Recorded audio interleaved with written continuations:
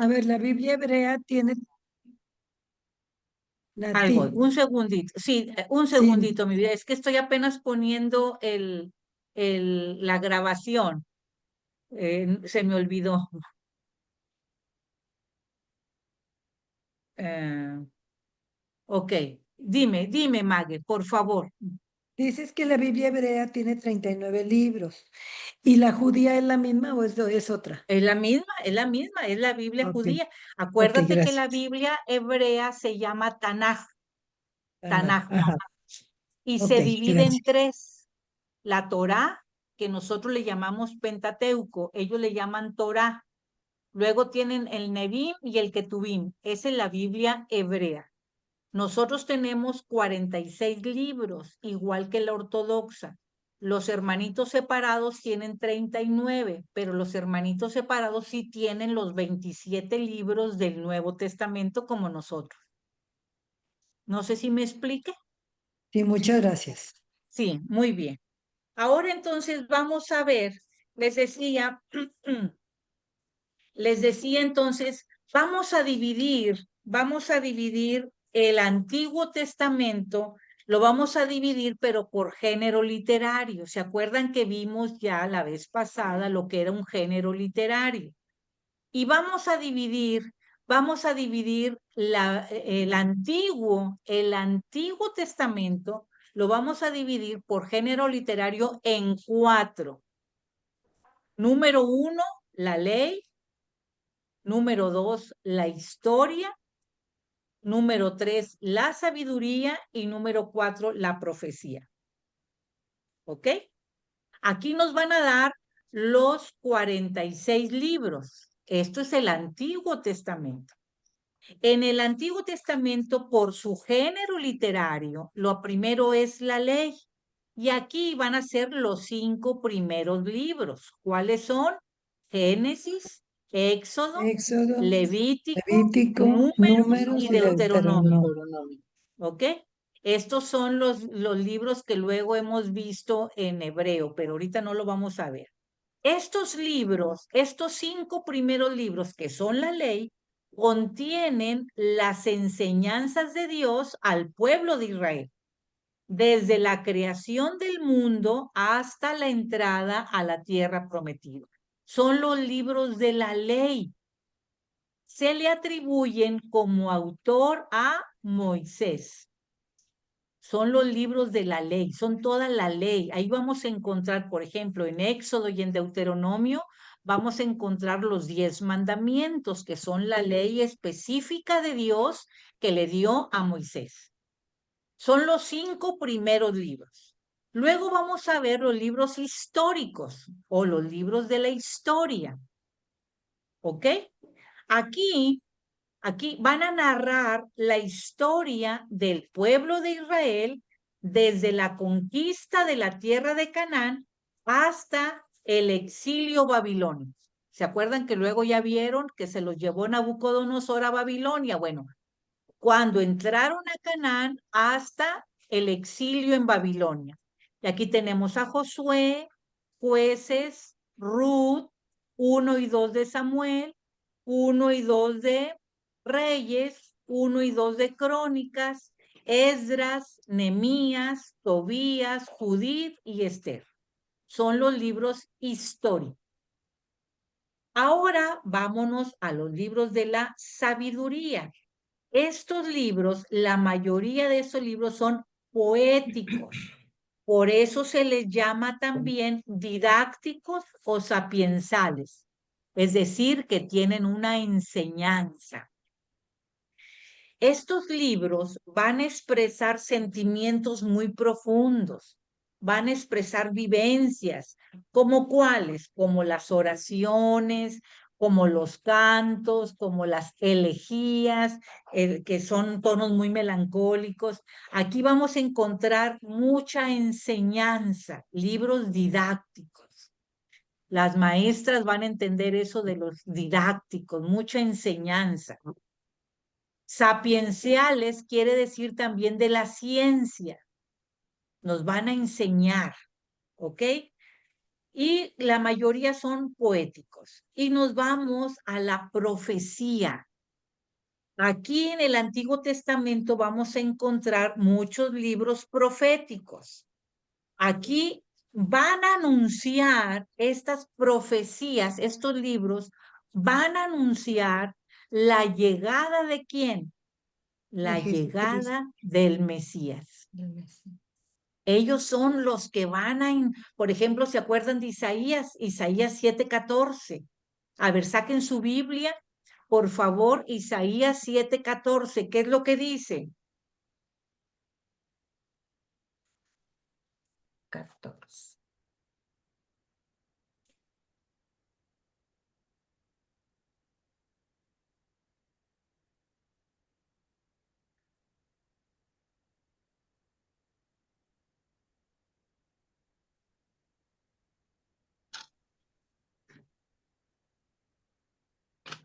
¿Lo tiene? Lo tengo.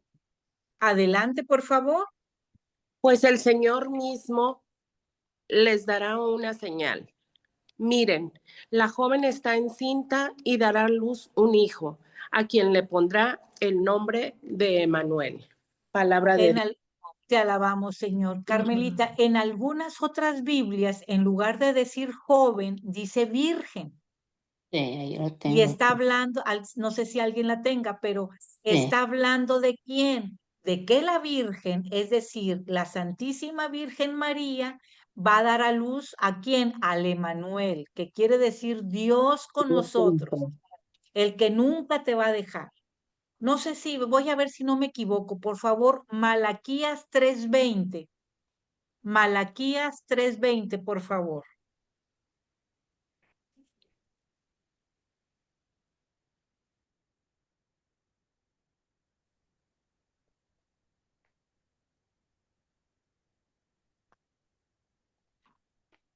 Ya lo tengo. Adelante, por favor.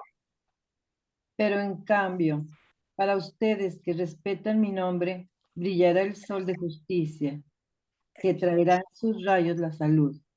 Ustedes saldrán saltando como terneros cebados. Palabra de Dios. Te alabamos, Señor. Cuando dice, y va a traer a quién? Al sol de justicia. ¿Quién es el sol de justicia? Jesucristo.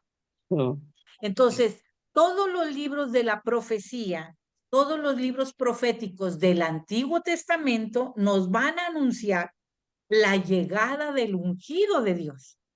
Nos van a anunciar la llegada de Jesús.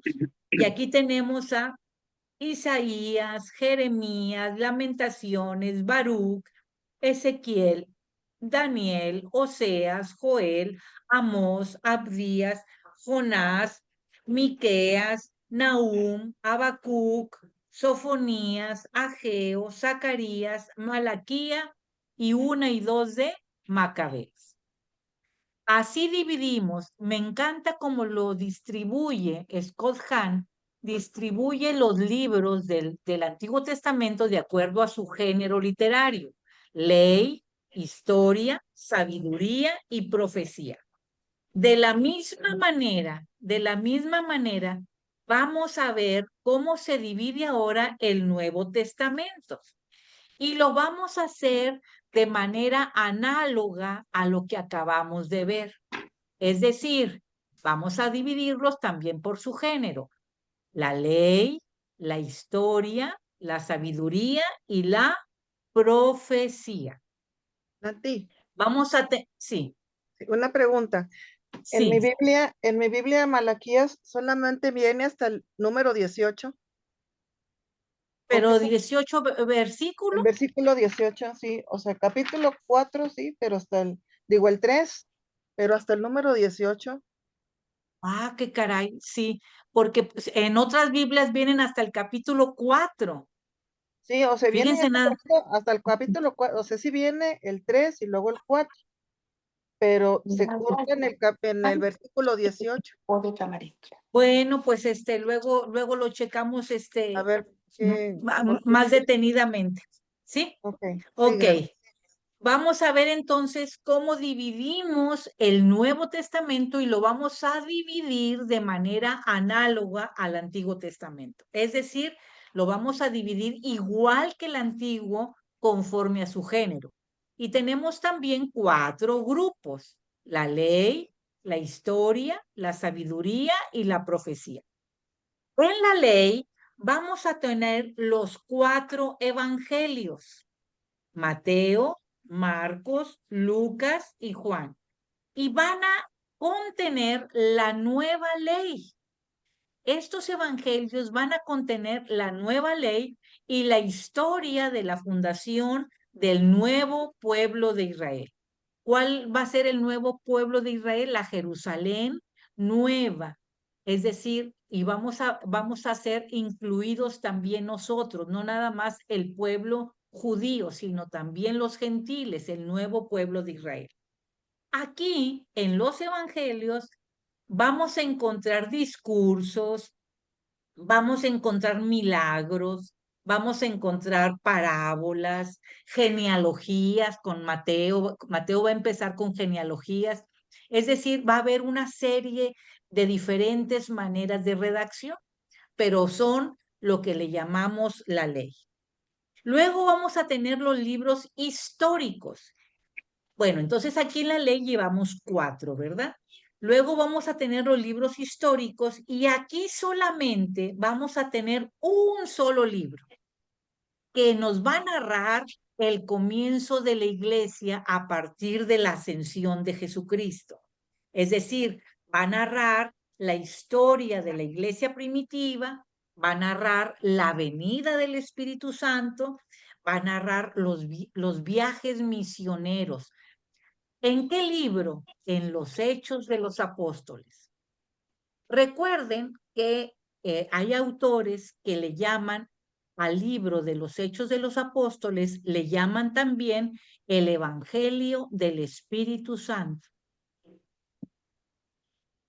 Antes se llamaba, decían, en lugar de decir los Hechos de los Apóstoles, decían los Actos de los Apóstoles. Y antes de eso se le llamaba las Memorias de los Apóstoles.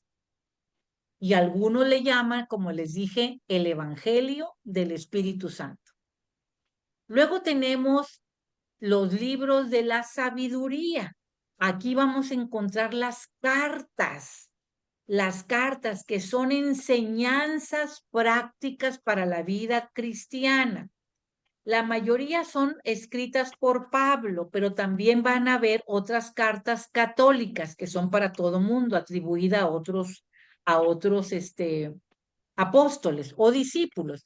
Aquí vamos a encontrar Romanos 1 y 2 de Corintios, Gálatas, Efesios, Filipenses, Colosenses, Primera y Segunda de Tesalonicenses, Primera y Segunda de Timoteo, Tito, Filemón, Hebreo, Santiago, 1 y 2 de Pedro, 1, 2 y 3 de Juan y Judas. Estamos en las cartas o la sabiduría.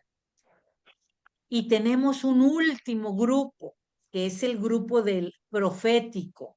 Y en el Nuevo Testamento nada más hay un solo libro profético. Vimos cómo en el Antiguo Testamento pues había muchos, de Isaías, Jeremías, Baruch. Aquí no, aquí nada más hay un solo libro profético en el Nuevo Testamento.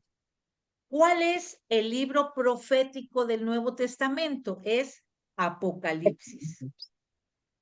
Y en Apocalipsis se nos transmite la palabra de Dios mediante símbolos e imágenes.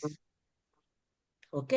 Estos símbolos e imágenes se usaron mucho por los profetas en el Antiguo Testamento.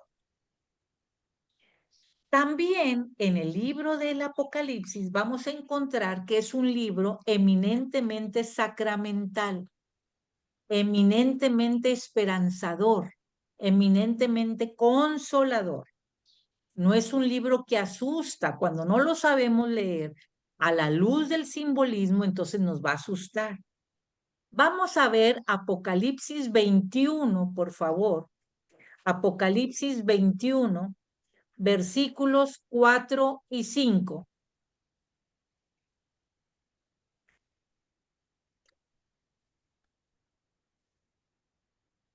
Lo tengo aquí. Adelante, por favor. Él enjugará las lágrimas de tus ojos. Ya no habrá muerte, ni lamento, ni llanto, ni pena, pues todo lo anterior ha pasado. Y el que estaba sentado en el trono dijo, ahora todo lo hago nuevo. Luego me dijo, escribe que estas palabras son ciertas y verdaderas. Palabra de Dios. Palabra de Dios. Fíjense bien cómo Apocalipsis 21 nos habla de un futuro de esperanza. Nos habla en que es la hora de que Dios hace nuevas todas las cosas. Un cielo nuevo, una tierra nueva. Esta es una poderosa confirmación de que cuando nos está hablando de un cielo nuevo y una vida nueva, nos está hablando de la vida eterna y de la venida del reino de Dios. Entonces, este Apocalipsis, que mucha gente lo ve como de asusto, como de, pues así, muy fuerte, es una invitación a vivir con fe, ¿sí? Sabiendo, teniendo la certeza que Dios cumple todas sus promesas. Ya, si Dios lo permite, llegaremos al libro de Apocalipsis y entonces vamos a ver que cuando habla del dragón, que cuando habla de muchas cosas, son simbolismos que lo vamos a ver a la luz del Espíritu del Antiguo Testamento y vamos a ver cómo Ezequiel decía, por ejemplo, también de esos símbolos, de esas imágenes que se veían. Era para darle consuelo al pueblo de Israel. ¿Ok?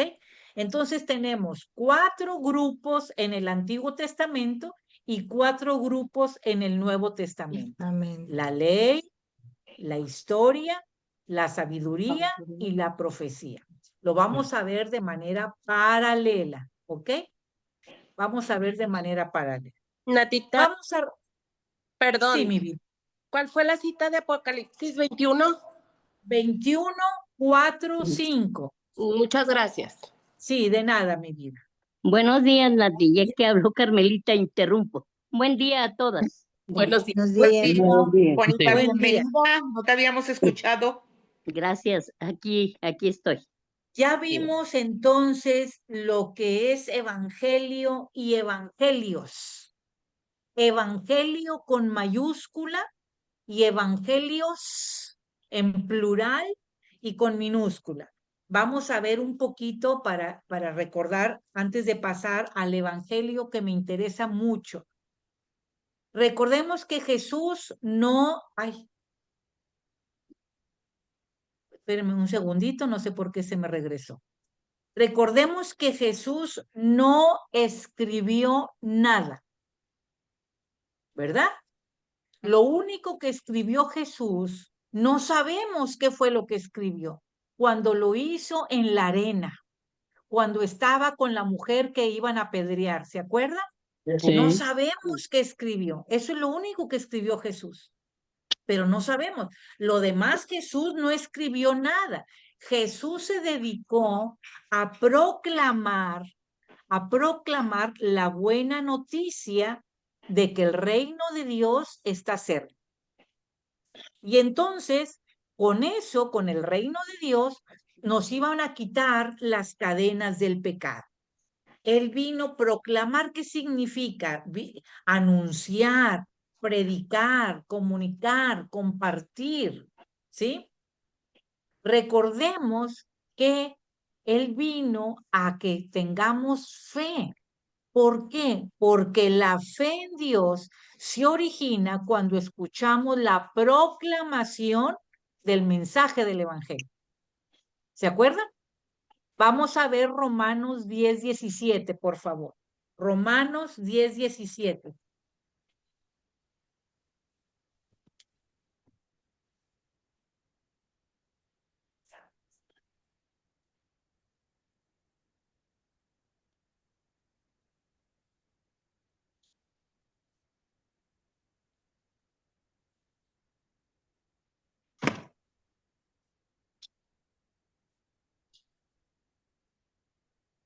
¿Alguien lo tiene ya? Sí, Nati. Adelante, Rosita, buen día. Buen día a todas. Buenos Así pues, la fe nace de una proclamación y lo que se proclama es es el mensaje cristiano. ¿Hasta cuál, Nati? Perdón. Nada más, Romanos 10, Bien. 17. Ah, bueno, hasta ahí. Así pues, Palabra, la fe nace de una sí, proclamación y lo que se proclama es el mensaje cristiano. Esta es palabra de Dios. palabra de Dios. Entonces, ¿cómo? Recuerden que, no lo vamos a buscar. Recuerden que Hebreos 11:1 nos dice que es la fe. Hebreos 11:6, no lo busquen, nos dice por qué es importante la fe. Y la fe Y es imposible agradecerle a Dios. para agradar a Dios, ¿verdad? Y Romanos 10, 17 nos dice cómo nace la fe. Y la fe nace de la proclamación. ¿La proclamación de qué? Del mensaje de Dios. La fe nace por el oír. Y el oír que la proclamación, por eso es importantísimo lo que proclaman en la Santa Misa. ¿Ok? Y eso lo hizo Jesús. Jesús vino a proclamar la buena noticia del reino de Dios. ¿Quiénes pusieron por escrito? Lo hicieron los discípulos, que recogieron esa proclamación oral de Jesús y la pusieron más adelante por escrito junto con los acontecimientos más importantes de la vida de Jesús. ¿Ok? ¿Quién escribió el primer evangelio? De los 4 que tenemos primero, Marcos. Mateo, Marcos, Marcos. Lucas y Juan, el Fue primero Marcos. que escribió fue Marcos. Pero Marcos no solo lo escribió primero, sino que a su escrito lo llamó evangelio, es decir, como género literario. Eso es lo que quiero ver ahorita. Ya vimos lo que es evangelio y evangelios. Ahora vamos a ver el género evangelio, el género literario evangelio. ¿Ok? Entonces, tenemos que evangelio designa el anuncio de la buena noticia de Jesús y sobre Jesús, ¿verdad? Y evangelios son los escritos en los que se ha conservado ese anuncio. Bien, evangelio como género literario no existía en el Antiguo Testamento. El género literario evangelio es un mensaje de salvación. Es un mensaje de la buena noticia comunicada oralmente y que tiene como tema central a Jesucristo. A ver si logramos hacer la diferencia. Evangelio o evangelium significa buena noticia. Y la buena noticia es Jesucristo, ¿verdad? Ya dijimos que Sí. evangelio con mayúscula es Jesucristo. Es la obra de Jesucristo. Por eso empezamos este día diciendo que el Nuevo Testamento va a estudiar la cristología, porque vamos a ver a Jesucristo, ¿verdad? Pero ahora lo vamos a ver el Evangelio con minúscula, pero como género literario, como género, como una forma de redactar. Y la finalidad de este género, por ejemplo, a ver si me logro entender. Hay un género literario que es epistolar, es decir, las cartas. Yo le mando una carta a mi amiga que vive no sé dónde. Es una forma, es un género, es el género epistolar. Bueno, aquí hay un género literario llamado evangelio. Y la finalidad de ese género es un mensaje de salvación. ¿Sí? Entonces, vamos, y ese mensaje de salvación, ese género va a tener como figura principal Jesucristo. Y los evangelios son los escritos que se han conservado en forma de narración seguida. los evangelios. Por eso tenemos 4 redacciones. Es decir, el evangelio según San Marcos, el evangelio según San Mateo, Mateo, el evangelio según San Lucas San y Lucas, el evangelio según San Juan. ¿Por qué le ponen según? Porque son 4 maneras diferentes de hablar sobre una sola persona. 4 ópticas diferentes de hablar sobre Jesús. ¿Estamos de acuerdo? Vamos a ver si se logra entender un poquito más aquí en la siguiente diapositiva. Entonces, los géneros literarios de la Biblia son las formas en las que se escribe, tiene que ser un escrito, son las formas en las que se escribe un acontecimiento, un pensamiento, una narración. Es una forma. Es una forma, entonces el género literario es poner por escrito una forma. Por ejemplo, ya les decía ahorita, una forma, gracias, una forma epistolar, es decir, las cartas. Pero vimos ahorita otra forma, la forma profética, donde se anuncia, hay profecías. Bueno, son géneros literarios donde se ponen por escrito un acontecimiento. Tenemos ahora un género literario que se llama evangelio y que significa buena noticia y que tiene como tema central a Jesucristo. ¿Se acuerdan que la semana pasada veíamos cómo Jesucristo es el revelador, pero además es la revelación? Él revela al Padre, pero a él se le revela. Por eso dice aquí, y tiene como tema central a Jesucristo. Vamos a ver todo lo que hizo Jesús, todo, bueno, no todo como dice Primera de Juan, pero la mayoría, sus milagros, sus palabras, sus acciones. ¿Ok? Entonces, ¿qué necesitamos saber? Que el género evangelio tiene la misión de presentar a Jesús como algo importante. El género evangelio presenta a Jesús no como alguien nada más, lo presenta como Cristo.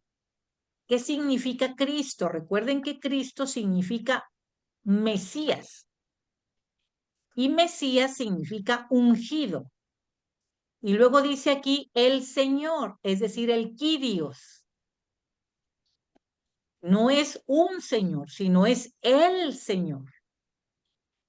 Y lo va a presentar como el Hijo de Dios.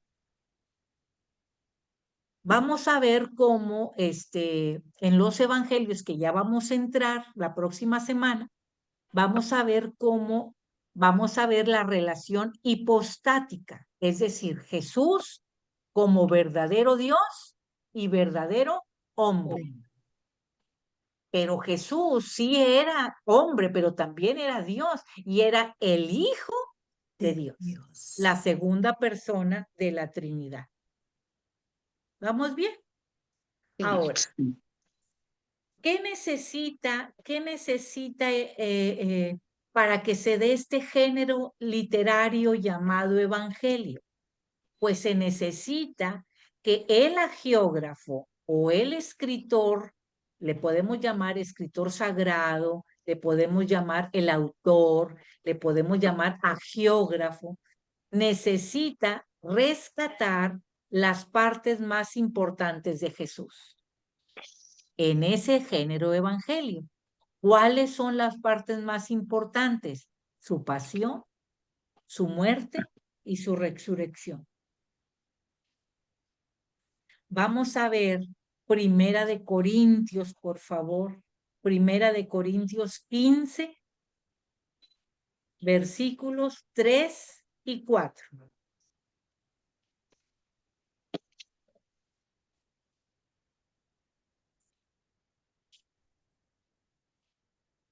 Primera de Corintios 15, versículos 3 y 4, por favor. Ya lo tengo. Adelante, por favor. En primer lugar, les he transmitido esto, tal como yo mismo lo recibí. que Cristo murió por nuestros pecados, como dicen las Escrituras, que fue sepultado, que resucitó al tercer día, también según las Escrituras. Palabra de Dios. Te alabamos, Señor. Entonces está hablando de la pasión, muerte y resurrección. Son las partes principales. Vamos a ver en Lucas, por favor. Lucas 24, 6 y 7. Lucas 24, 6 y 7. Nati, un comentario. Sí, mi vida. Buenos días. Eres O Pati, sea, ¿verdad? sí, soy Pati. Sí, buen Oye, día, sí, Pati. buen día. Veo en esto de los agiógrafos Sí, lo que es resaltar la vida de Jesús. sí, Entonces aquí es lo que él vivió primero, ¿verdad? Resaltan. sí, No sí. lo que él nos enseñó. Debe de No, estar en otro punto, ¿verdad? O sea, porque, bueno, esto también es una forma de, pero fue lo que él vivió como exacto, su persona. pasión, Sí, su muerte y su resurrección. Esa es la parte más importante. No, no lo que nos enseñó a nosotros, sino lo que él vivió. Por eso les sí, decía, la misión del género literario es presentar a Jesús como Cristo, como Señor y como Hijo de Dios. Y para lograr esto tiene que centrarse en la parte más importante de Jesús. ¿Qué es? La pasión, la muerte y la resurrección sí. de Cristo, del Salvador, del que dio la vida por nosotros. Nos enseñó muchas cosas, pero por eso les decía, Jesús va a ser el revelador y la revelación. Gracias, Pati, tienes toda la razón. ¿Alguien tiene ya Lucas? Lucas Yo lo 24. tengo, maestra. Adelante, por favor. A ver. No está aquí, ha resucitado.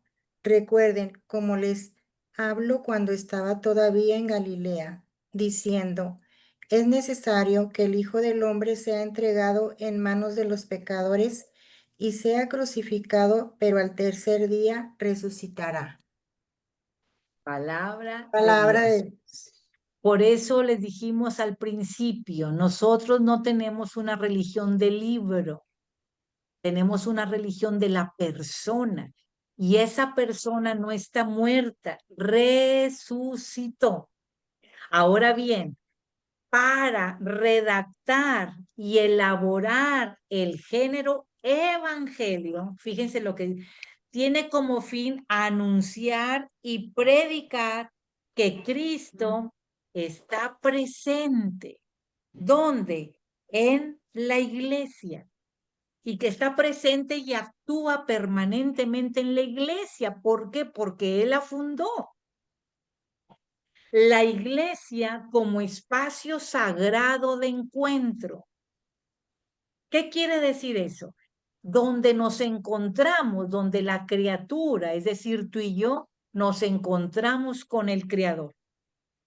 Donde los hombres nos encontramos con Dios y además nos encontramos con los demás creyentes.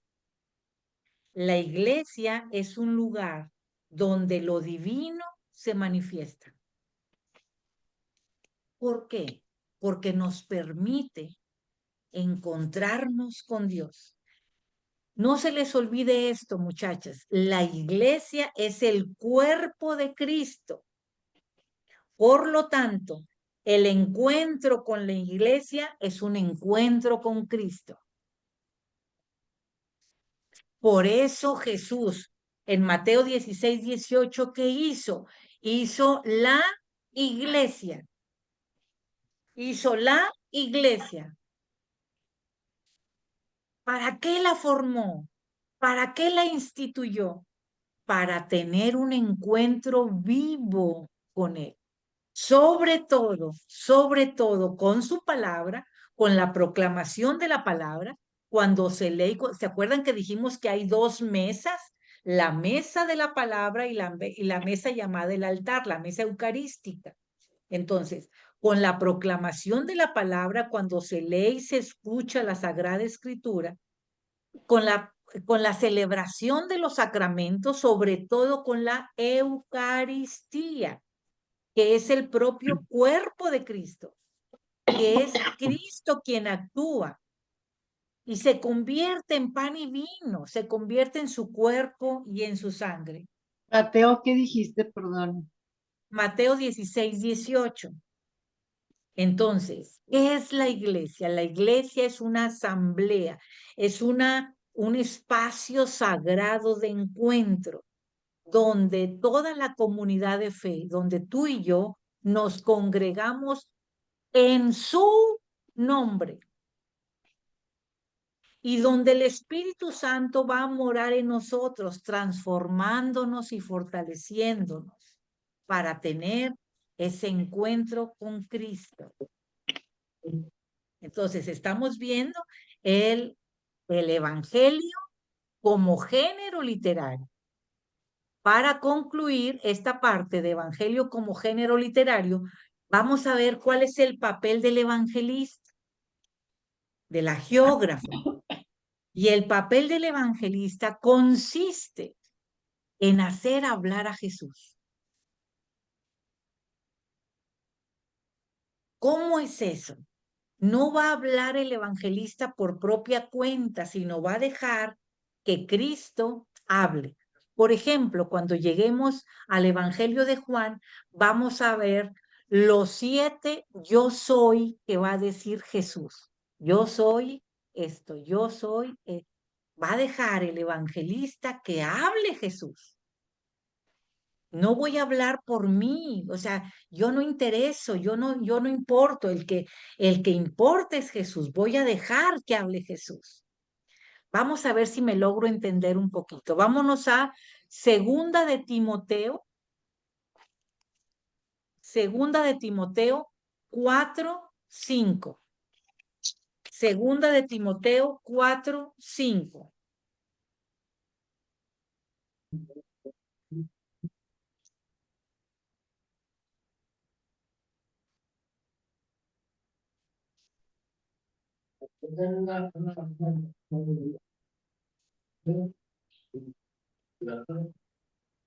La tengo, Nati. Sí, adelante, Carlita, adelante. Buenos días. Dice, Buenos días.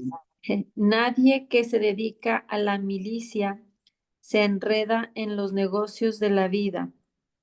A ver, Sí, si es Segunda de Timoteo, mi amor. Segunda epístola a Timoteo. Capítulo 4. Ah, me fui al capítulo 2, perdón. Sí, Capítulo capítulo 4, versículo 5. Ah, bueno, perdón, aquí está nuevamente, perdón. Tú, en cambio, pórtate en todo con prudencia, soporta los sufrimientos, realiza la función de evangelizador, Ahí, por desempeña. favor, subrayenlo. Realiza la función del evangelizador, porque estamos con el papel del evangelista.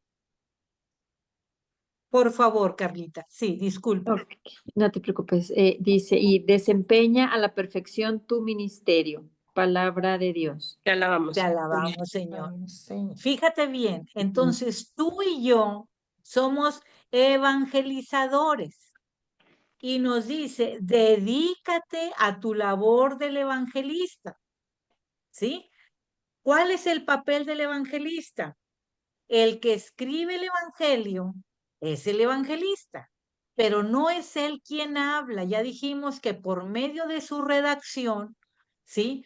Va a hacer hablar ¿a quién? A Jesucristo. Nati, en el mío dice, por eso debes estar siempre alerta. Siempre. No hablar hagas- por ti, sino Ajá. hablar de aquel. Por eso dice, otro consolador. Viene otro igual. Y dice, no hagas caso de tus propias penas. Dedícate a tu trabajo. ¿Y cuál es tu trabajo? Evangelizador. Fíjense la importancia del evangelizador. Tú y yo somos evangelizadores. Un evangelista ayuda ¿a qué? ¿Cuál es nuestro papel? A edificar el cuerpo de Cristo. ¿Cómo? Mediante la enseñanza, mediante el discipulado, mediante el testimonio. Acuérdense de aquella mujer samaritana que cuando tuvo el encuentro con Jesús, ella no se quedó callada, inmediatamente fue a su pueblo y le dijo, he encontrado a aquel. Así, cuando tenemos el encuentro con Jesús, no podemos quedarnos callados. Y termina diciendo, perdón, Sí.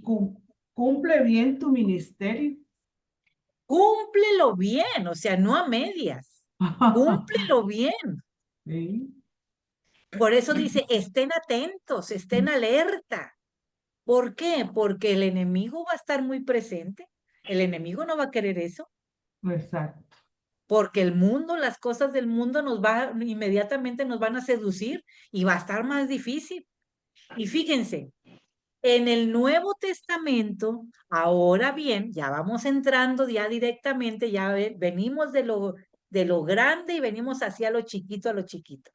Estamos en el Nuevo Testamento. Hay dos formas de evangelios. Fíjense muy bien, hay dos formas de evangelios. ¿Cuáles son? Los evangelios sinópticos y el evangelio joánico. ¿Ok? Entonces, ya dijimos que los evangelios del Nuevo Testamento pertenecen a un género literario llamado evangelio. Este género literario llamado evangelio es nuevo, por lo tanto no existía en el Antiguo Testamento. El género, como su nombre lo indica, quiere decir mensaje de salvación. Quiere decir buena noticia. Y tiene como tema central, como contenido central, a la figura de Jesucristo. Y dice, hay dos formas, evangelios sinópticos, es lo que vamos a ir viendo ahorita. Los evangelios sinópticos son, acuérdense cuántos evangelios hay, 4. Los evangelios sinópticos son los primeros 3, Mateo, Marcos y Lucas. Esos son los primeros 3, son llamados evangelios sinópticos. Y el último, que es el Evangelio de San Juan, se le llama Evangelio joánico. Nada más. Entonces, ¿cuáles son los evangelios sinópticos? Los primeros 3. Y ellos, Mateo, Marcos y Lucas, van a presentar a Jesús como el cumplimiento de las promesas del Antiguo Testamento. Ellos van a dar cumplimiento. Aquí se cumplen todas las promesas del Antiguo Testamento. ¿Qué pasa con Juan? Con Juan va a ser un poquito diferente. Va a presentar una cristología elevada. ¿Qué quiere decir eso? Que va a afirmar que Jesús es la palabra encarnada que estaba con Dios y que era Dios. Vamos a ver, Juan 1:1, por favor. Juan 1:1.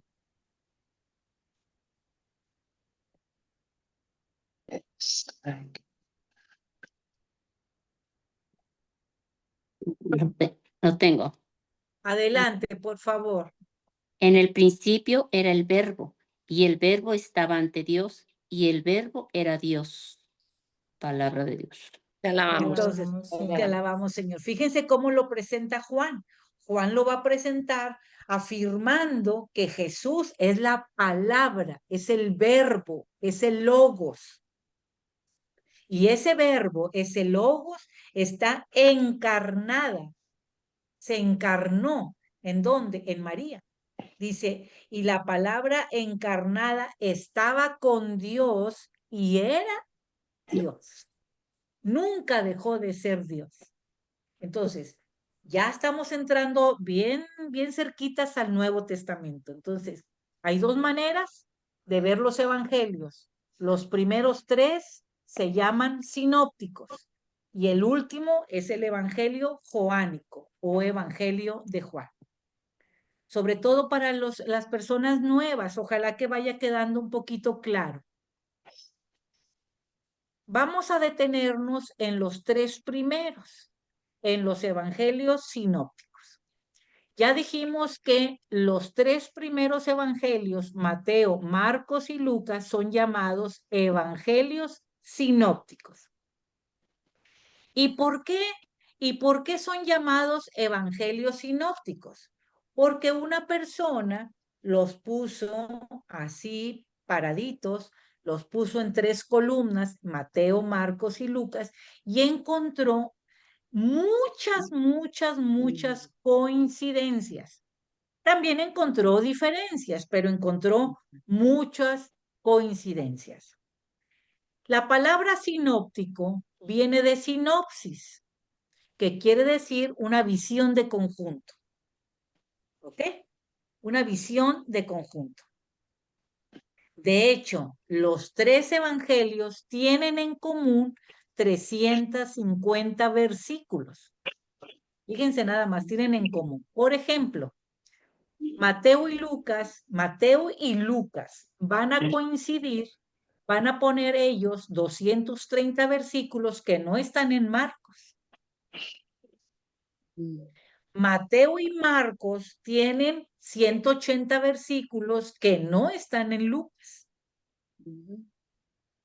Marcos y Lucas coinciden unos 100 versículos que no están en Mateo. Y así hay de cada evangelista, por ejemplo, vamos a ver que 50 versículos están en Marcos, 330 en Mateo y 500 en Lucas.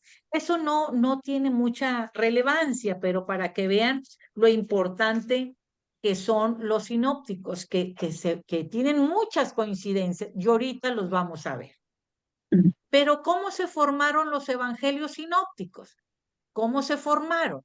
Pues es lo mismo que vimos ya la vez pasada. Primero fue Jesús. Primero fue la vida y el mensaje de Jesús, la predicación y la actividad pública de Jesús. Primero fue Jesús. Luego vino la tradición oral, es decir, la predicación de los apóstoles, que fueron los discípulos quienes transmitieron oralmente las enseñanzas y los acontecimientos de la vida de Jesús, ¿verdad? Luego formaron relatos y dichos, fueron formando comunidades cristianas de esa tradición oral, de todos esos relatos y dichos que fueron de Jesús. Luego vienen ya un poquito más esas colecciones y esos hechos y esos dichos se hicieron. El primero, miren, el primero que redactó fue Marcos y se considera el primer evangelio escrito. ¿Cuándo lo escribió? Más o menos en el año 65. Luego tenemos al Evangelio de Mateo y al Evangelio de Lucas. Pero se dice que tanto Mateo como Lucas tomaron de referencia para escribir sus evangelios a Marcos. Tomaron de Marcos. Pero también tomaron de otra fuente, la fuente Q. ¿Qué es eso? Es una hipótesis, porque nadie lo tiene, pero es una hipótesis. Es una palabra alemana que significa Quelle, que significa fuente, que contenía los dichos y los discursos de Jesús. Entonces, vemos que nos dicen, la historia nos dice que tanto Mateo como Lucas tomaron del Evangelio de Marcos, pero también tomaron de la fuente Q. Marcos no. Sí, pues de Quelle o de Quelle, se llama fuente Q. Gracias. Lo van a encontrar mucho, por eso dije, bueno, lo voy a mencionar. A mí me interesa más el mensaje de salvación, pero es importante esto porque lo van a encontrar mucho. Entonces, Jesús, luego la tradición oral, luego la tradición de las comunidades, y luego se fueron haciendo colecciones, y de ahí el primero que se escribió es el Evangelio de Marcos. Incluso Monseñor Víctor Masalles nos habla de 11 libros que se escribieron antes del año 70. ¿Cuáles son? Bueno, no importa cuáles son, pero ¿por qué el año 70? ¿Por qué es importante? Porque el año 70 es cuando destruyen el templo. Incluso Víctor Masalles, el monseñor, habla de que el Evangelio de Marcos fue escrito en persecución, lo que no fue tanto Mateo como Lucas. Marcos fue en el año 65 y aquí Mateo se dice más o menos que fue en el año 70, pero no se especifica y se dice que fue después de que hayan quitado el templo. Acuérdense que Tito vino por las fuerzas romanas, Tito vino a destruir el segundo templo. El templo que conoció Jesús, el templo que vivió ahí, que se acuerdan cómo va luego se enoja mucho cuando hay mercaderes en el templo y todo. Ese templo conoció Jesús. ¿Sí? Más o menos así fue como se redactaron los evangelios sinópticos. Fíjense muy bien. Vamos a ver una panorámica de los 3 evangelios, de Mateo, de Marcos y Lucas. Por ejemplo, la anunciación solamente se ve en Lucas. Eso, cuando vayamos al evangelio de Lucas, va a ser llamado el evangelio de la misericordia. Y hay algunas tradiciones donde dice que Lucas se entrevistó con la Virgen María. Y entonces la Virgen María fue la que le dio los elementos y es el único, Lucas es el único que habla de la anunciación. Sin embargo, el nacimiento lo menciona Mateo y también lo menciona Lucas. Los magos de Oriente nada más Mateo y la huida de Egipto nada más Mateo. El niño Jesús en el templo lo menciona Lucas, pero luego ya tenemos muchas coincidencias. Por ejemplo, bautismo de Jesús, los 3. Cuando Jesús es tentado en el desierto, los 3. Y así, inicio en Galilea, cuando Jesús elige a sus discípulos, el sermón del monte nada más lo menciona Mateo y Lucas. La misión de los 12, la multiplicación de los panes. Vamos a ir viendo, por ejemplo, aquí otra vez tenemos caminando sobre las aguas, vemos cómo tenemos, por eso se llama sinópticos, porque en una visión de conjunto todo se ve muy parecido. ¿Cuáles son los evangelios sinópticos? Mateo, Marcos y Lucas. Mateo, Marcos y Lucas. ¿Sí? Yo les voy a suplicar que vayamos al libro de Mateo. Vamos al libro de Mateo. Y vamos a buscar Mateo 4, el Evangelio de Mateo. Pero antes de ir a Mateo 4, por favor, alguien que me diga cuántos capítulos tiene el Evangelio de Mateo. 28. 28. Es el más largo, 28. ¿Cuántos capítulos tiene el Evangelio de Marcos? 16. 16. Es el más corto. ¿Cuántos capítulos tiene el Evangelio de Lucas? 24. 24. Entonces, el más largo es Mateo. Ya si Dios quiere, vamos a empezar primero con la iconografía y luego ya vamos a empezar con Mateo. Aunque se escribió primero el de Marcos, vamos a empezar con Mateo ya la próxima semana, porque es el primero que aparece en la Sagrada Biblia. ¿Verdad? Vamos a ver cómo Mateo va a empezar con la genealogía. Les voy a encargar de tarea que lean, que me digan cuáles son las 5 mujeres que maneja Mateo en la genealogía. Nada más hay 5 mujeres. Eso va a ser de tarea. ¿Ok? Ujú. Bueno, ahora sí vámonos a Mateo 4, por favor. Mateo 4, del 1 al 11.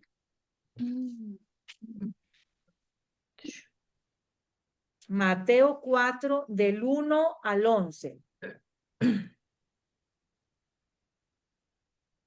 Jesús es tentado en el desierto.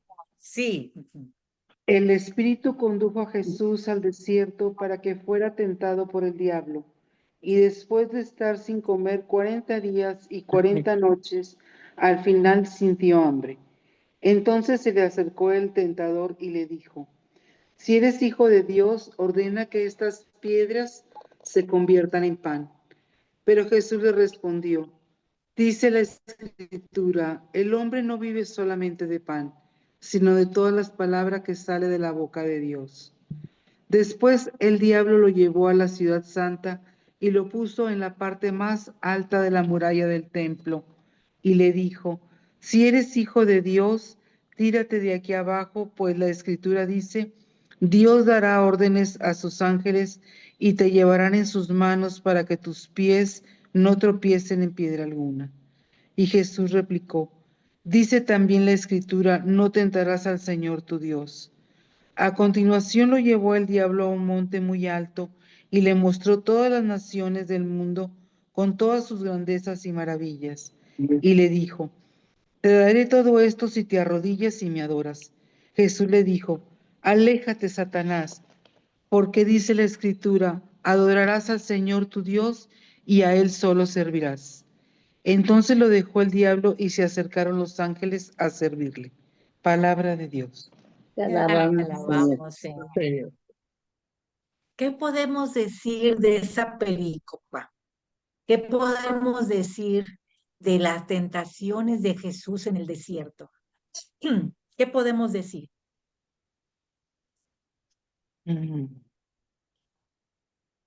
¿Qué se les viene a la cabeza cuando escuchamos las tentaciones de Jesús en el desierto? Que Jesús responde con la palabra. Jesús responde con la palabra, es decir, con la escritura. Correcto, muy bien. ¿Qué más? Jesús se mantiene firme a su Dios, a su Señor, a su Padre. Ujú. Muy bien, excelente. ¿Qué más? ¿Alguien más? A mí me viene que todas las tentaciones que tenemos en el mundo y que a veces hacemos caso al demonio y no a nuestra fe, a nuestra creencia. Es decir, que cedemos a la tentación. Recordemos que la tentación no es un pecado. Cuando cedes, se convierte en pecado. Exacto. ¿Verdad? Entonces, lo primero que vemos es que la tentación viene inmediatamente después de que Jesús fue bautizado. Jesús venía Para lleno tentarlo. del Espíritu Santo, Ujú. lleno, y es guiado por el Espíritu al desierto. El desierto en ese entonces se consideraba como un hábitat natural, normal de los espíritus. El desierto, allí es donde Jesús luchó contra un espíritu maligno. Ya sabemos quién es el espíritu maligno, ¿verdad? El chanclas. Y vemos, como dijo Carmelita, que Jesús no usó fuerzas especiales ni nada de eso, sino él luchó con las escrituras. ¿Se fijan la importancia de saber las escrituras? ¿Sí? Este perícopa, este fragmento que acabamos de leer, nos recuerda la travesía que hizo el pueblo de Israel en el desierto, por 40 años, donde Dios los probó y donde Dios los alimentó. Y Jesús también es llevado al desierto para ser tentado. Pero en lugar de fallar como Israel, Jesús va a demostrar fidelidad y obediencia. Les recalco, venía de ser bautizado. Ubícate en tu bautismo. Entonces, fíjense muy bien. Aquí lo importante es, Jesús no actúa por su propia voluntad, sino que es guiado por el Espíritu Santo, lo que vimos en un principio el día de hoy. Es importante que nos dejemos guiar por el Espíritu Santo para no ceder a nuestros propios deseos o a nuestras propias necesidades. ¿Sí? La primera tentación, y la acaban de leer, la primera tentación nos habla de que convierta las piedras en pan. Las piedras abundaban en el desierto, pero el pan no. Jesús tenía hambre. Jesús desafiado para poder resolver el problema del hambre, porque ya habían pasado 40 días, ¿sí? Y así como Israel clamó por pan, ¿se acuerdan en Éxodo, ahí en Éxodo 16? Y que el Señor les mandó el maná, ¿se acuerdan? Ahora Jesús es retado a hacer realidad su propio maná, ¿ok? Entonces, la primera tentación se refiere, y eso que lo tengamos muy claro, a los deseos de la carne. ¿Sí? Y ya lo vimos ahí en Mateo 4, versículos 3 y 4. El Señor tiene hambre y el diablo lo va a tentar para que convierta las piedras en pan. Pero ¿qué respondió el Señor? Vámonos a Deuteronomio 8:3, por favor, a ver si no me equivoco. Deuteronomio 8:3.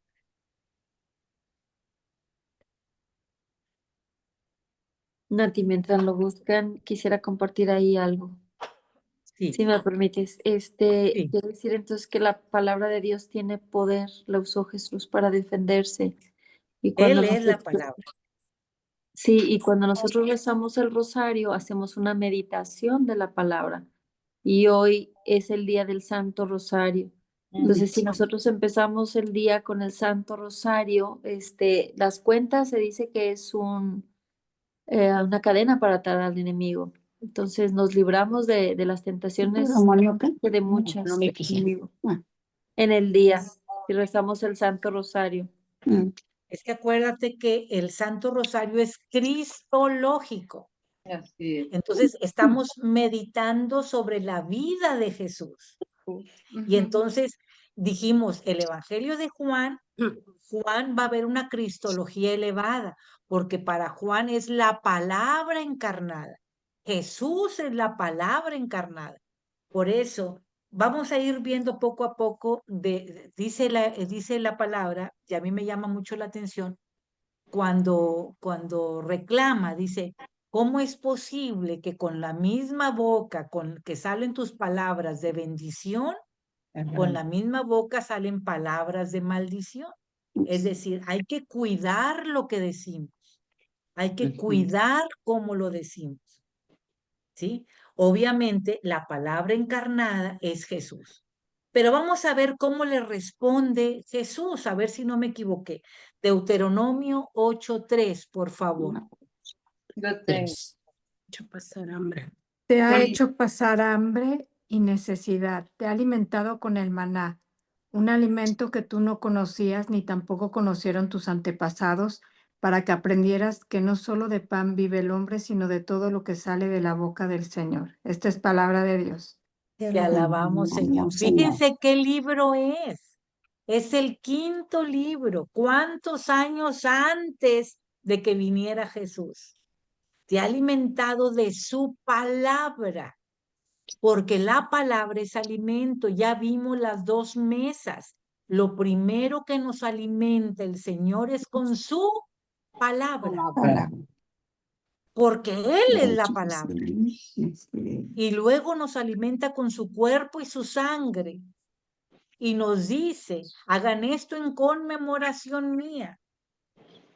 No es un símbolo, como dicen los hermanitos separados, no.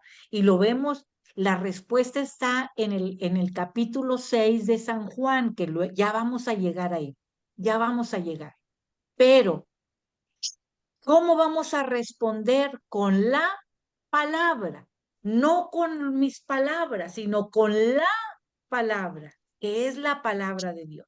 Entonces, la primera tentación se refiere a las tentaciones del cuerpo, a las necesidades del cuerpo. La primera es a los deseos de la carne, la primera tentación. Y ahora, alguien que me repita, por favor, ahí en Mateo 4, solamente el versículo del 5 al 7.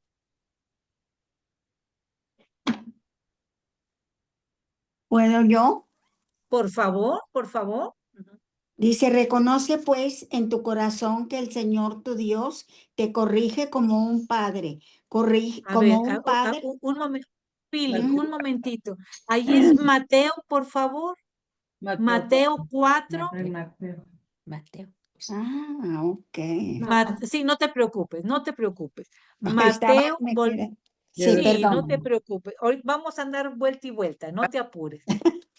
Mateo 4, pero versículos del 5 al 7. Ok. Es la segunda tentación. Es la segunda Segunda tentación, tentación. correcto. Ajá. Entonces el diablo Lo llevó consigo. ¿Dónde andas, Mateo? Sí.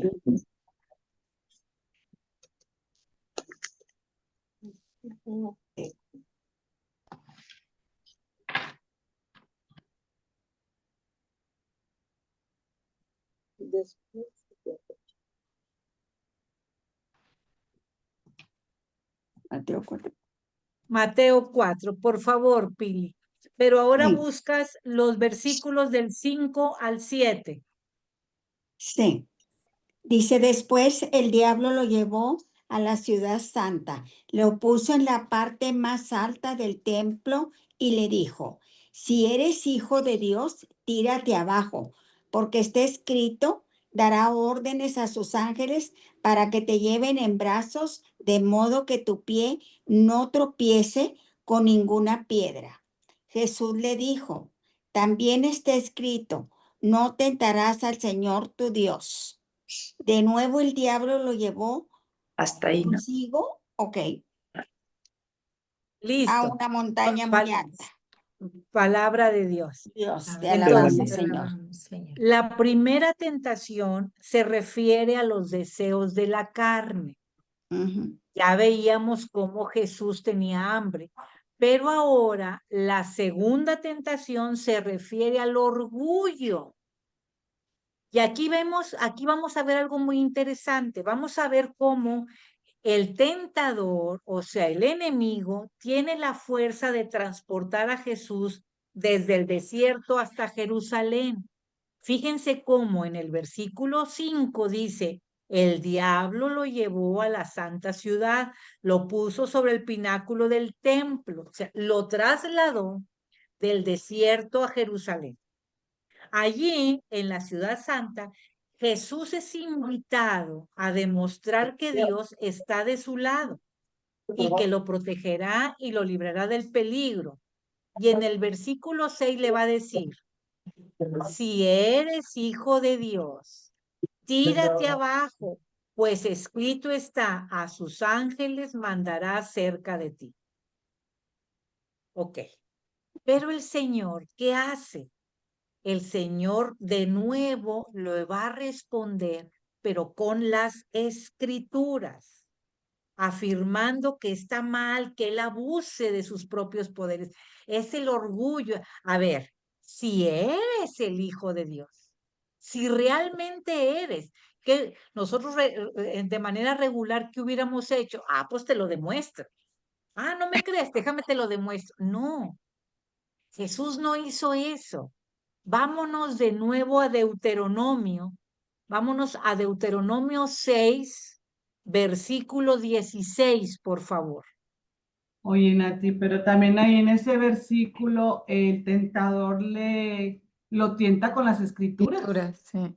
Sí, no nada más en Mateo 4. Ahorita vamos a ver cómo el tentador lo va a tentar, perdón, con el Salmo 91.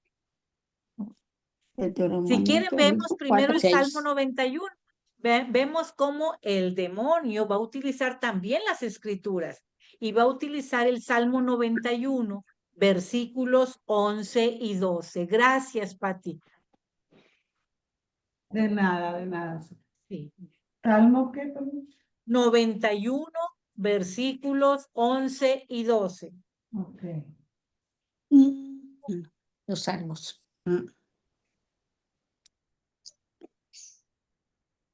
Lo tengo. Adelante, por favor.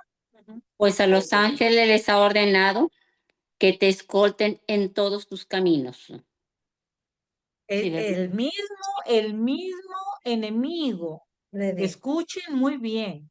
El mismo enemigo conoce muy bien las escrituras. Sí. Porque es lo que va a usar para tentarte a ti y a mí. El mismo enemigo. Pero ¿qué le responde Jesús? Por eso les decía, ¿qué es lo que responde Jesús? Vámonos a Deuteronomio 6:16. Lo tengo, Nati. Ustedes no podrán a prueba a Yahvé, su Dios, como lo hicieron en Masá. Nada más el 16. Sí, nada más es de, ustedes no pondrán a prueba a Dios. ¿Por qué lo queremos tentar? Y luego le decimos, mira, Señor, si ahorita me cae una canica, quiere decir que tú estás de acuerdo en que sí vaya a... Y lo tentamos. Si ahorita, Señor, llega alguien y me toca, quiere decir que tú estás de... Lo estamos... No. Jesús dice, no puedes tentar a Dios. Y mamita María nos va a enseñar cómo. Mamita María nos va a decir, si es tu voluntad esto, entonces yo te estoy pidiendo esto, pero si es tu voluntad. ¿Sabes Por qué, eso, Nati? Ok, Nati, sí. me recuerda eso mucho lo que en la actualidad se da. Ahorita lo que estás diciendo y lo que dijiste que Mamita María nos enseña, si es tu voluntad, lo que ahora dicen mucho y donde quiera lo encuentras en escritos, la gente, la modernidad, no sé, lo que dicen, declaro, o sea, bien nosotros como bien Decreto, poderosos, decreto. muy poderosos, muy poderosos. Es que nos ponemos por encima de Dios. Exacto, Decreto esto y esto, o sea, como si Dios fuera mi sirviente. Sí, y Como si yo le estuviera ordenando. Nati, muchos católicos que todavía no han entendido, o a lo mejor, bueno, por ignorancia, digámoslo, ¿verdad? Por eso estoy insistiendo tanto en conocer las escrituras. Conociendo las escrituras, vas a conocer realmente el pensamiento y el plan de salvación de Dios. No mi pensamiento, no el plan de salvación del curso de milagros, ni del no sé qué, ni de no. La importancia, y les insisto demasiado en la fe, porque a veces yo le quiero pedir al Señor en una taza. Y el Señor no me dice, ay, Natalia, no es una taza lo que te quiero dar toda la vajilla, pero yo lo estoy encasillando que quiero esa taza cuando Él me quiere dar la vajilla completa. Porque siempre el plan de salvación, siempre el plan de Dios siempre es 1000 veces mejor que el tuyo. Así es. Por Nati, eso, sí, alguien habló, no supe. soy yo, Lila. Buenos días. Lila, adelante, Lila, buen día. Buen día. No, digo, llegué un poquito tarde, pero aquí estoy. Sí. Muy interesante esto de las lecturas, del Salmo, de todo.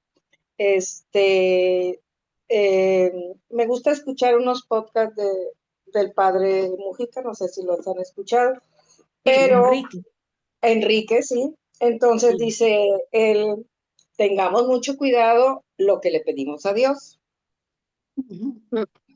Porque dice, el plan de Dios es Él, pero tu plan no es lo que tú quieres.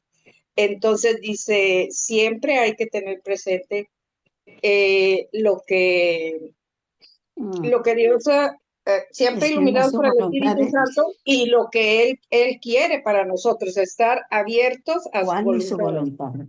Exacto, Fíjense. entonces no hay que decirlo, como dijiste ahorita, quiero esta taza, ¿no? A lo mejor te tiene, no sé, una cocina maravillosa, pero no debemos de tentarlo a decir, Señor, quiero esto. No, hay que tener cuidado, dice, porque en un momento Dios te lo concede y ahí vas a decir, ay, ¿qué voy a hacer? Por eso, la ¿Verdad? primera Entonces, así es. tentación fue lo que dices tú, Lila, fue hacia los deseos de la carne. De la carne, exacto. ¿Y cuántas veces no ofendemos a Dios por ceder a la tentación de los deseos de la carne? Así es. Todo tiene, y luego Una si relación. alcanzamos a ver cómo relacionamos con la tentación de Adán y Eva, ¿por qué cayeron? ¿Por qué Sí. cedieron? Aquí lo que me interesa mucho Que es los tentó el amar demonio. tanto las Los escrituras, tentó el porque el demonio. Señor mismo nos dice este pasaje que el enemigo conoce muy bien las tentaciones, pero también te conoce muy bien a ti. Claro. Nada más que yo le voy a demostrar que con la escritura soy hija de Dios. Así Vámonos es. a la tercera tentación. Ahí mismo en Mateo 4, pero versículos del 8 al 10, por favor.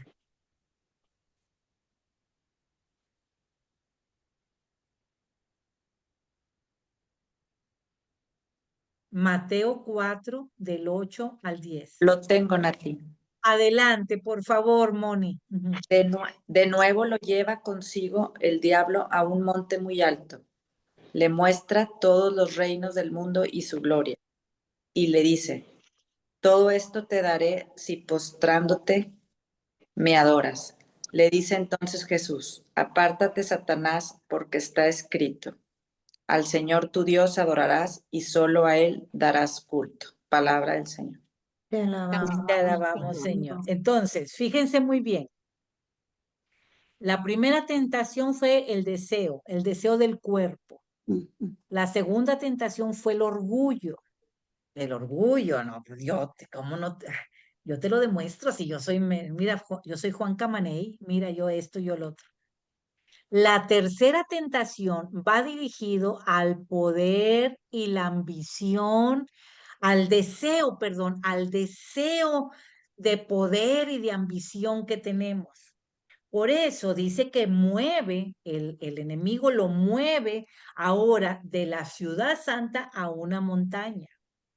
Y le dice, le mostró todos los reinos, y la gloria, le mostró, te doy todo, le dijo, si postrado me adoras. Entonces, las primeras dos tentaciones van a probar a Jesús sobre su filiación divina, sobre ser hijo de Dios, su filiación divina. Y la tercera filiación va a desafiar su humanidad. Por eso hablábamos de la relación hipostática. Completamente Dios y completamente hombre. Las dos primeras van sobre su filiación divina y la otra va a ser sobre su humanidad. A ver si como era plenamente humano, a ver si sucumbía al deseo de poder. De poder. Entonces, ¿qué es lo que tenemos que hacer nosotros? ¿Qué es lo que tenemos que hacer? Vámonos a Efesios. Efesios 6:17, por favor.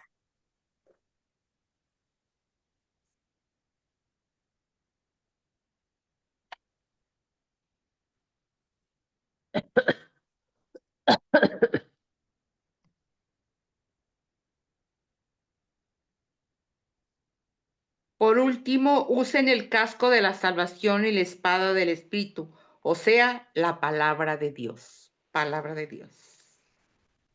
¿Qué Esta es tenemos que palabra de hacer? Dios. La armadura de un creyente, la armadura de un soldado cristiano, porque somos tú y yo somos soldados cristianos en esa batalla espiritual. es la palabra de Dios. Conocer la Biblia íntimamente pondrá en nuestras manos la espada de victoria, la espada de la palabra, la que nos hará salir victoriosos de las tentaciones. De la respuesta de Jesús, nosotros aprendemos también cómo vamos a responder. Vamos a responder con la palabra. Porque la palabra de Dios es eso, es palabra de Dios, no mía. Cuando Jesús venció las tentaciones, Jesús fue preparado para su ministerio y para cumplir su plan de salvación, asegurando la victoria final sobre el mal. Él venía de ser bautizado y tú y yo somos bautizadas y estamos en esa lucha espiritual todos los días. Nuestra arma entonces va a ser la palabra. Nati, pero sería también los sacramentos, ¿no? Sí, Aunado a la claro, palabra. porque los sacramentos vienen de la palabra. De la palabra. Sobre todo la Eucaristía. Gracias. Sobre todo la Eucaristía. Acuérdense de alimentarnos del cuerpo y la sangre de Cristo. Acuérdense del sacramento de la reconciliación. Acuérdense de todo eso. O sea, por eso es que dicen, yo soy católico, pero no voy a la iglesia.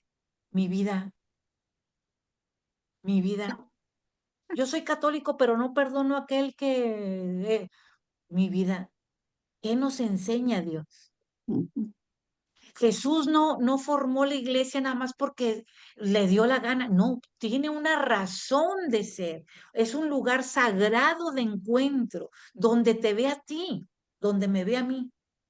Donde es importante esa comunión íntima entre la creación, entre la criatura y el Creador. Todo tiene una razón de ser en el plan de Dios. Bueno, ya para no entretenerlos, los evangelios en la iglesia. Entonces vimos que son 4 evangelios. Los primeros 3 se le llaman evangelios sinópticos, porque tienen muchas coincidencias, porque si los ponemos así en paralelo vamos a encontrar muchas coincidencias, aunque también tienen diferencias, pero el evangelio de Juan, el evangelio de San Juan no es sinóptico. ¿Sí? Es muy diferente. También decíamos que porque es una cristología muy elevada, pero también porque se dirige a otra audiencia, ¿sí? Hay otra audiencia. ¿Cuál es el primer evangelio que está en la Biblia? El de Mateo, ¿sí? ¿Cuál es el último que está en la Biblia? El de Juan. Lucas. Juan. Entonces, Mateo y Juan sí fueron apóstoles de Cristo.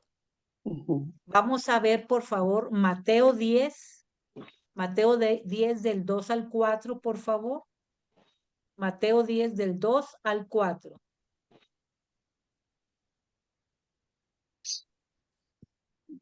Los nombres de los 12 apóstoles son: primero Simón, llamado Pedro, y su hermano Andrés. Luego Santiago, el hijo de Zebedeo, y su hermano Juan. Felipe y Bartolomé. Tomás y Mateo. El recaudador. Subraye. El recaudador de impuestos. Santiago, el hijo de Alfeo, y Tadeo. Simón, el cananeo, y Judas Iscariote, el que lo entregó. Palabra de Dios. Te alabamos, Señor. Se me pasó que subrayaran a Juan, por favor. Entonces Mateo también era recaudador de impuestos. Vamos a ver que Mateo también era llamado Leví. Mateo significa regalo de Dios. ¿Ok? Y entonces era uno de los 12. Y el otro era Juan, que era pescador, que era hermano de Santiago, ¿verdad? Y que se le considera el discípulo amado. Entonces, Mateo y Juan pertenecían al grupo de los 12 apóstoles. Apóstol significa, ¿qué significa? Enviado. Y luego tenemos a los dos de en medio, que es Marcos y Lucas. Marcos fue testigo de uno de los acontecimientos, pero fue más discípulo de Pedro. Al principio acompañó a Pablo, pero fue más discípulo de Pedro. ¿Okay? Lucas. Y luego Lucas, que era un médico, Lucas no fue testigo ocular, no fue testigo, ¿sí? Fue discípulo y compañero de Pablo, ¿verdad? Entonces, ¿cómo voy a tomar en cuenta estos evangelios, los evangelios en la iglesia? Pues voy a decir que, por ejemplo, apóstol es enviado. Fue Marcos y Lucas fueron discípulos, es decir, llamados. Y luego se convirtieron en apóstoles cuando escribieron. Y otro apóstol considerado también era Pablo. Pablo. Que se llamaba Saulo. Saulo de Tarso. Pues con esto terminamos para poder entrar ya a la iconografía de los evangelios y al evangelio de Mateo. Yo les voy a suplicar para terminar que leamos Mateo 9:9, por favor.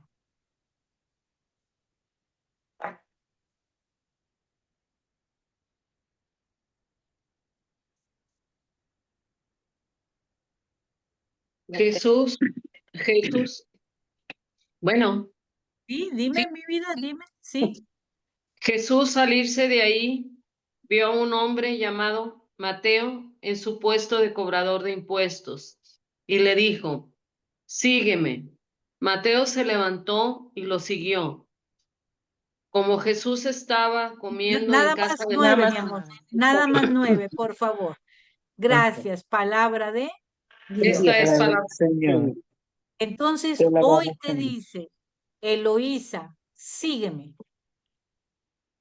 Carlita, sígueme. Hoy terminamos con el llamado de Jesús como evangelio. Jesús es la palabra de Dios. Él le dijo, sígueme. Es todo lo que le dijo. Y Mateo lo siguió. Dejó todo y lo siguió. Esa mesa de impuestos era la mesa de las preocupaciones, era la mesa de las enfermedades, era la mesa de todo. Sígueme. Y Mateo lo siguió. Y hoy te dice a ti y a mí que lo sigamos. Sí. Pues con esto terminamos, chicas. No sé qué les parezca, algún comentario antes de hacer la oración. A mí me gustó, Nati. Sí. Me encantó, quisiera que siguieras más, pero creo que así nos vas abriendo la luz, la luz, la luz. Bendito sea Dios. Gracias, Nati, gracias. De nada. Yo me quedo con la armadura del creyente, del cristiano, el escudo de la fe, que así se podrá alejar de las flechas del demonio. Y que tengamos el casco, la espada, que es la palabra de Dios. Me quedo con eso. Ya poco a poco vamos a ir viendo cada uno de la armadura del creyente. Ahorita lo que me interesaba era lo más importante, la palabra. Decía el Papa, no podemos dialogar con el enemigo. No podemos dialogar con el enemigo. Hay que rechazarlo con la palabra. Nuestra armadura siempre es la palabra. Yo le agregaría también, yo siempre me digo, y me cubro con la sangre de Cristo. Siempre hay que cubrirnos con la sangre del Creador, con la sangre de aquel que dio la vida por ti. Muchas gracias, chicas. Gracias. Si les parece Gracias, bien, Natita. vamos a hacer la oración. No sé qué les parezca. Muy bien. Muy bien. Una, Nati, muchas dos, gracias. tres. Padre, Padre, te pongo en pongo en tus tus manos. manos. Haz de mí lo Y lo que que quieras. Sea lo que sea, te doy las gracias.